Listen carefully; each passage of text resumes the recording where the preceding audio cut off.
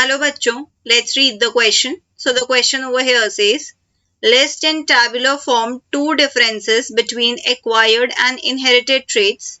Give an example of body characteristics used to determine how close two species are in terms of evolution and explain it. Right. तो यहाँ question में दो parts में पूछा गया है. सबसे पहले फर्स्ट पार्ट से स्टार्ट करेंगे. In the first part they are saying कि हमें डिफरेंशिएट करना है between acquired and inherited traits. तो इस क्वेश्चन का की कंसेप्ट क्या हो जाएगा? इस क्वेश्चन का यहाँ पे की कंसेप्ट हो जाएगा एक्वायर्ड ट्रेड्स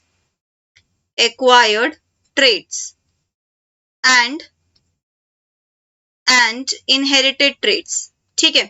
तो एक्वायर्ड ट्रेड्स हम किन्हें कहते हैं? एक्वायर्ड ट्रेड्स हम उन्हें कहते हैं जिन्हें हम लाइफ टाइम में एक्वायर करते हैं. ठीक है. और इनहेरिटेड ट्रेड्स हम उन ट्रेड्स को कहते हैं जो हमें हमारे जीन्स की वजह से मिलते हैं. Right. So we can write over here that acquired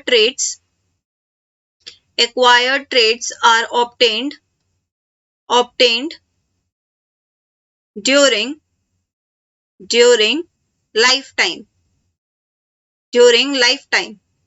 और अगर मैं इनहेरिटेड ट्रेड्स की बात करूं तो inherited traits are obtained through genes. ठीक है. जीन्स की वजह से होते हैं ये. अगर मैं बात करूं एक्वायर्ड ट्रेड्स की, क्योंकि ये लाइफ टाइम में एक्वायर होते हैं एंड इनका कॉज जेनेटिक नहीं है, they are not passed through generations. ठीक है. एक जनरेशन से दूसरे जनरेशन में पास नहीं होते. और सिंस यहाँ पे कॉज जीन्स है तो वो जीन्स एक जनरेशन से दूसरे जनरेशन में जाते हैं. So they are passed from one generation to next. ठीक है. और क्योंकि एक्वायर्ड ट्रेड्स कभी जनरेशंस के थ्रू पास करेंगे ही नहीं, तो वो एक पॉपुलेशन में एस्टैब्लिश कैसे करेंगे? और क्योंकि वो अगर पॉपुलेशन में एस्टैब्लिश नहीं करेंगे तो दे डू नॉट कंट्रीब्यूट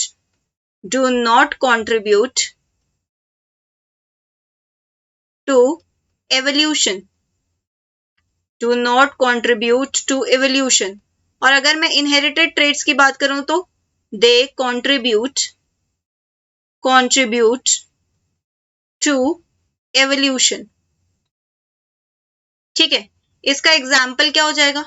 अगर मैं बात करूं एक्वायर्ड ट्रेड्स की तो यहाँ पर एग्जाम्पल के फॉर्म में हम लिख सकते हैं डांसिंग स्किल्स. अब ये जो डांसिंग स्किल्स है ये जरूरी नहीं है ना कि जेनेटिक कॉज होगा इसका. ये तो हम एक्वायर करते हैं अपने लाइफ टाइम में, तो ये एक जनरेशन से दूसरी जनरेशन में पास नहीं होगा.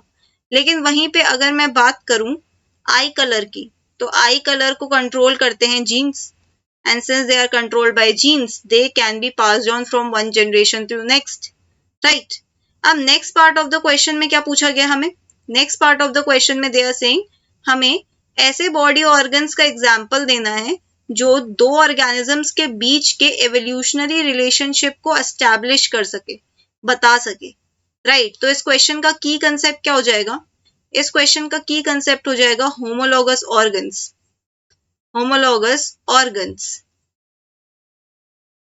ठीक है.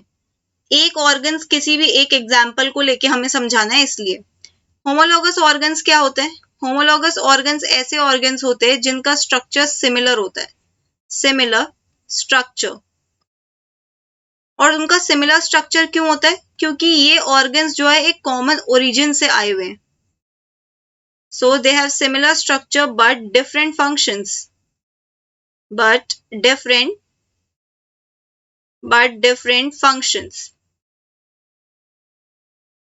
राइट. तो ऐसे ऑर्गन्स को हम बोलते हैं होमोलॉगस ऑर्गन्स. अब होमोलॉगस ऑर्गन्स कैसे एवोल्यूशनरी रिलेशनशिप को एस्टैब्लिश करते हैं? दे से या दे इंडिकेट कॉमन एंसेस्टर. और ये कॉमन एंसेस्टर होना क्या है? एक एवोल्यूशनरी रिलेशनशिप है इन ऑर्गेनिजम्स के बीच में. Evolutionary relationship. राइट. इसको हमें एक्सप्लेन करना है थ्रू एन एग्जाम्पल. तो यहाँ पे हम एग्जाम्पल के फॉर्म में क्या लेंगे? एग्जाम्पल के फॉर्म में हम यहाँ लिख सकते हैं thorns of bougainvillea, thorns of bougainvillea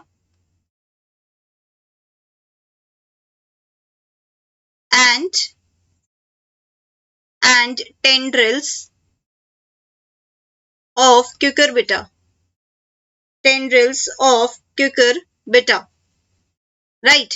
तो ये दो स्ट्रक्चर्स हैं और इन्हें हम कह रहे हैं होमोलोगस ऑर्गन्स है।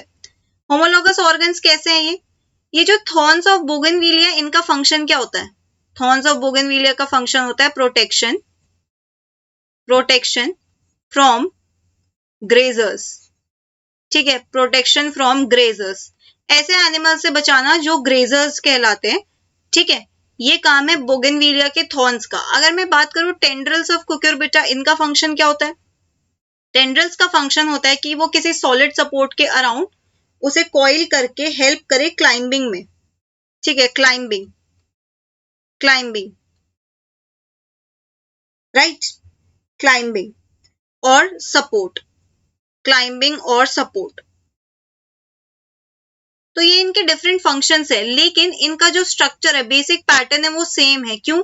Because they both are modifications, they both are modifications of axillary buds। तो हमने यहाँ पे देखा कि इनका स्ट्रक्चर सिमिलर है, क्योंकि ये एक्सिलरी बड से आए हैं, तो इनका स्ट्रक्चर सिमिलर है, बट इनका फंक्शन अलग अलग है। So we can write over here that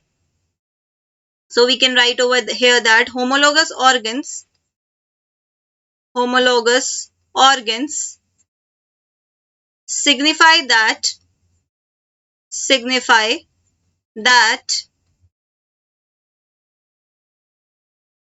these organs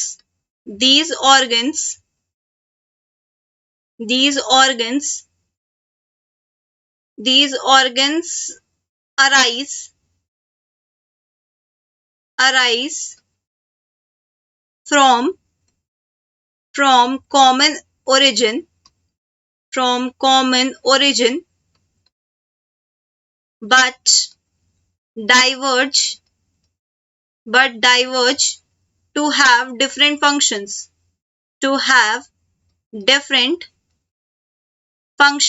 ठीक है। तो यहाँ पे होमोलोगस ऑर्गन्स क्या है? होमोलोगस ऑर्गन्स डाइवर्ज करते हैं अलग अलग डायरेक्शंस ऑफ फंक्शंस में, बिकॉज उनकी रिक्वायरमेंट अलग अलग है, वो अलग अलग एनवायरमेंट में रहते हैं, उनकी अलग अलग एडेप्टेशंस है, ठीक है, इसलिए वो अलग अलग फंक्शंस एक्वायर करते हैं। सो they indicate divergent evolution।